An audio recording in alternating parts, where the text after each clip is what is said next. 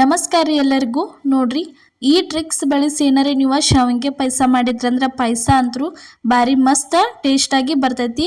ಅದನ್ನು ಯಾವ ರೀತಿ ಮಾಡೋದಂತ ಇವತ್ತಿನ ವಿಡಿಯೋ ಒಳಗೆ ಹೇಳ್ತೀನಿ. ಅದಕ್ಕಿಂತ ಮೊದಲು ನಿಮ್ಗೆ ಪ್ರಿಯಾ ಕಿಚನ್ಗೆ ಸ್ವಾಗತ. ನೀವು ಇನ್ನೂ ನಮ್ಮ ಚಾನಲ್ನ ಸಬ್ಸ್ಕ್ರೈಬ್ ಮಾಡಿಲ್ಲ ಅಂದ್ರೆ ಈಗಲೇ ಸಬ್ಸ್ಕ್ರೈಬ್ ಮಾಡಿರಿ. ಇಲ್ಲಿ ನೋಡ್ರಿ, ಶಾವಿಗೆ ಪಾಯಸ ಮಾಡೋಕೆ ಇಲ್ಲಿ ನೋಡ್ರಿ ಒಂದು ಸ್ವಲ್ಪ ಗೋಡಂಬಿ ಅದನ್ನು ಫ್ರೈ ಮಾಡಿ ತಗೋಬೇಕ್ರಿ. ಅದಕ್ಕೆ ಒಂದು ಸ್ವಲ್ಪ ತುಪ್ಪ ಹಾಕಿವಿ ನೋಡ್ರಿ. ತುಪ್ಪ ಹಾಕಿ ತುಪ್ಪದೊಳಗನ ಇದನ್ನು ಫ್ರೈ ಮಾಡಬೇಕ್ರಿ. ತುಪ್ಪ ಇಲ್ಲಾಂದ್ರೆ ನೀವು ಎಣ್ಣೆನೂ ಹಾಕೋಬೋದ್ರಿ, ತುಪ್ಪನ ಹಾಕೋಬೇಕಂತ ಏನಿಲ್ಲ. ಅದಕ್ಕೊಂದು ಸ್ವಲ್ಪ ಒಣ ದ್ರಾಕ್ಷಿ ಹಾಕತ್ತೀವಿ ನೋಡ್ರಿ. ಅದಾದ್ಮೇಲೆ ಒಂದು ಸ್ವಲ್ಪ ಬಾದಾಮ ಹಾಕಿದೀವಿ ರೀ. ಇದನ್ನಷ್ಟು ಹಾಕಿ ಪೂರ್ತಿ ಎಲ್ಲ ಚೆಂದಂಗೆ ಫ್ರೈ ಮಾಡ್ಕೋಬೇಕ್ರಿ. ಅಷ್ಟು ಎಲ್ಲ ಫ್ರೈ ಆಗಬೇಕು, ಅಲ್ಲಿ ತನಕ ಇದನ್ನು ಚೆಂದಂಗೆ ಮಿಕ್ಸ್ ಮಾಡ್ಕೋಬೇಕ್ರಿ. ನೋಡ್ರಿ, ಈ ರೀತಿ ಅಷ್ಟು ಎಲ್ಲ ಮಿಕ್ಸ್ ಮಾಡ್ಕೋಬೇಕು. ಇಲ್ಲಿ ನೋಡ್ರಿ, ಅಷ್ಟು ಫ್ರೈ ಆಗಿದಾವು. ಈಗ ಒಂದು ಪ್ಲೇಟ್ ಒಳಗೆ ಇವನ್ನ ತಕ್ಕೊಂಡ ಇಟ್ಕೋಬೇಕ್ರಿ.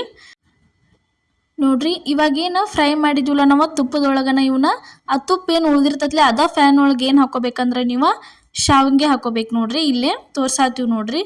ಒಂದು ಅರ್ಧ ಕಪ್ ಆಗುವಷ್ಟು ಶಾವಿಗೆ ತೊಗೊಂಡಿವಿ ನೋಡ್ರಿ. ನಾವು ಶಾವಿಗೆ ತೊಗೊಂಡು ಅದನ್ನು ಚೆಂದಂಗೆ ಎಲ್ಲ ಫ್ರೈ ಮಾಡ್ಕೋಬೇಕ್ರಿ. ಸ್ವಲ್ಪ ಕೆಂಪು ಬಣ್ಣಕ್ಕೆ ಬರೋ ತನಕ ಇವನ್ನ ಫ್ರೈ ಮಾಡ್ಕೋಬೇಕು ನೋಡ್ರಿ. ಈ ರೀತಿಯಾಗಿ ಫ್ರೈ ಮಾಡ್ಕೋಬೇಕ್ರಿ. ಅದನ್ನು ತುಪ್ಪನ ಯಾಕೆ ಹಾಕ್ಬೇಕಂದ್ರೆ ತುಪ್ಪ ಹಾಕಿದ್ರೆ ಸ್ಮೆಲ್ಲು ಚೆನ್ನಾಗಿರ್ತೈತಿ ರೀ.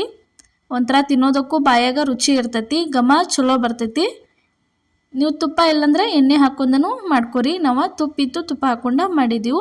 ಇಲ್ಲಿ ನೋಡ್ರಿ, ಈ ರೀತಿಯಾಗಿ ಇಷ್ಟ ಫ್ರೈ ಆದ್ರೆ ಸಾಕ್ರಿ. ಅದಾದ್ಮೇಲೆ ನೋಡ್ರಿ, ಇಲ್ಲಿ ಪಾಯಸ ಮಾಡೋಕೆ ಒಂದು ಪಾತ್ರೆ ಕಾಯಕ್ಕೆ ಇಟ್ಟಿದ್ದು. ಅದಕ್ಕೆ ಒಂದು 4 ಕಪ್ ಆಗುವಷ್ಟು ಹಾಲು ಹಾಕತ್ತೀವಿ ನೋಡ್ರಿ. ಟೋಟಲಾಗಿ ಒಂದು 4 ಕಪ್ ಆಗುವಷ್ಟು ಹಾಲು ಹಾಕ್ಕೊಂಡಿವ್ರಿ.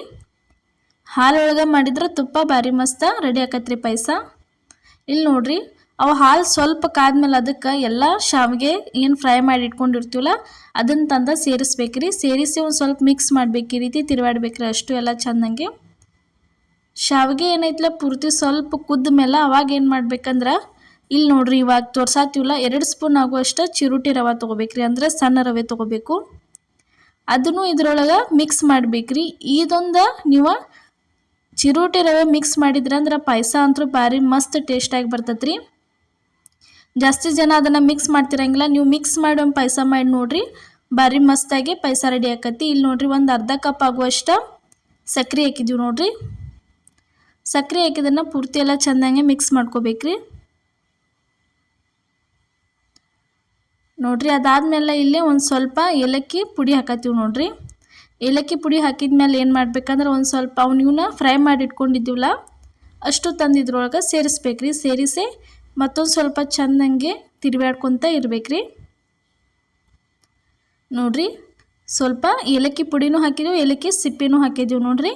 ಹಾಕಿ ಈ ರೀತಿ ಚೆಂದಂಗೆ ಫ್ರೈ ಮಾಡ್ರೆ ಮಸ್ತಂಗೆ ಪಾಯಸ ರೆಡಿ ಆಕೈತ್ರಿ.